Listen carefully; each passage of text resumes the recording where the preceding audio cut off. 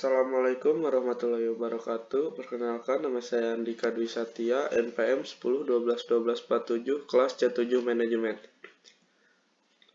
Pada kali ini saya akan membahas sedikit tentang materi dari mata kuliah Pendidikan Agama Islam dengan topik bahasan yaitu Ahamiyatul Marifatullah, At-Thoriq ila Marifatullah, Al-Mawani fi Marifatullah, dan Al-Adillah ala Wujudillah.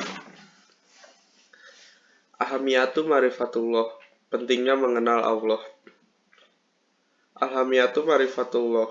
Marifah berasal dari kata arafa yarifu marifah yang berarti mengenal. Dengan demikian Marifatullah berarti usaha manusia untuk mengenal Allah baik wujud maupun sifatnya.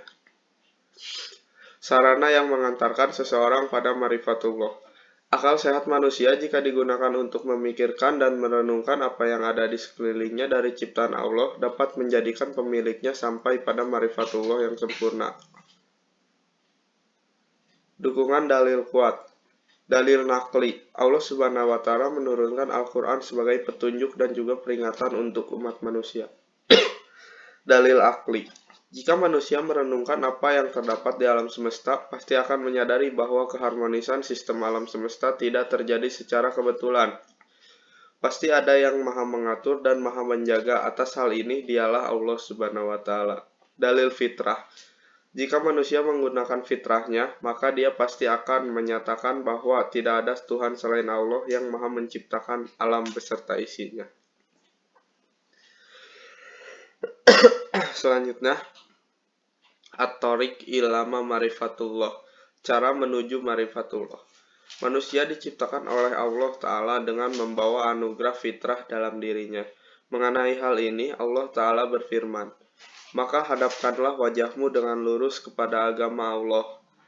Fitrah Allah yang telah menciptakan manusia menurut fitrah itu. Tidak ada perubahan pada fitrah Allah. Itulah agama yang lurus, tetapi kebanyakan manusia tidak mengetahui. Quran Surat Ar-Rum. Cara menuju Marifatullah. Cara Al-Ghazali untuk mencapai marifat yaitu menjaga kesucian jiwa dan kesucian hati. Jika totalitas jiwanya telah suci dan hatinya telah dipenuhi dengan zikir kepada Tuhan, hidupnya akan dipenuhi oleh kearifan dan bimbingannya. Hati mempunyai fungsi yang esensial sebagaimana yang diungkapkan oleh Ibnu Arabi dalam kitab Fusus Al-Hikam yang dikutip dari buku Ilmu Tasawuf karya Samsul Munir Amin menjelaskan, kalbu dalam pandangan kaum sufi adalah tempat kedatangan kash dan ilham. Ia pun berfungsi sebagai alat untuk marifat dan menjadi cermin yang memantulkan tazali, makna-makna kegaiban. Al-Mawani fi Marifatullah, penghalang mengenal Allah. Jalan untuk mengenal Allah begitu banyak dan bertebaran di sekitar kita. Namun tetap saja ada orang yang tidak dapat melihatnya, seakan dia membuat dirinya buta dari kebenaran-kebenaran yang ada. Hal ini disebabkan oleh dua faktor, yaitu hawa nafsu. Nafsu merupakan penghalang antara seorang hamba dan Allah, dan hamba itu tidak akan sampai kepadanya sebelum menyingkirkan penghalang tersebut. Berpikir rancu atau subhat. Minimnya ilmu membuat kita menjadi mengetahui hal secara terbatas, seperti halnya kita yang tidak mengupgrade ilmu agama akan membuat kita semakin kerdil dan tidak kunjung berkembang. Ilmu yang terbatas inilah yang akan membuat seorang terjauhkan dari kebenaran karena dirinya sendiri yang telah memberi jarak pada kebenaran itu. Hawa nafsu. Berikut beberapa hawa nafsu yang bisa membuat seorang hamba terhalang dari mengingat Allah, diantaranya yaitu fasik, sombong, zolim, dusta, dan banyak dosa. Dan berpikir rancu.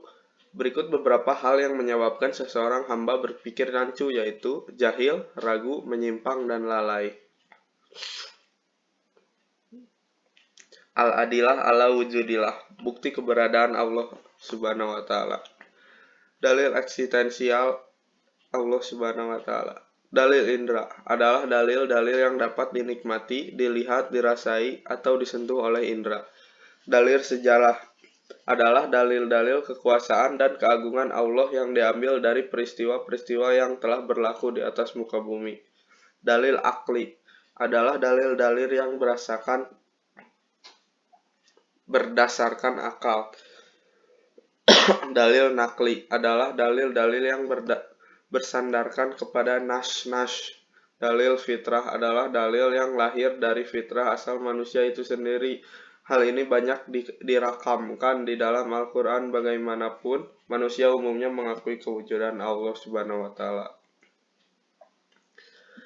Marifatullah tauhidillah. Pengertian tauhid.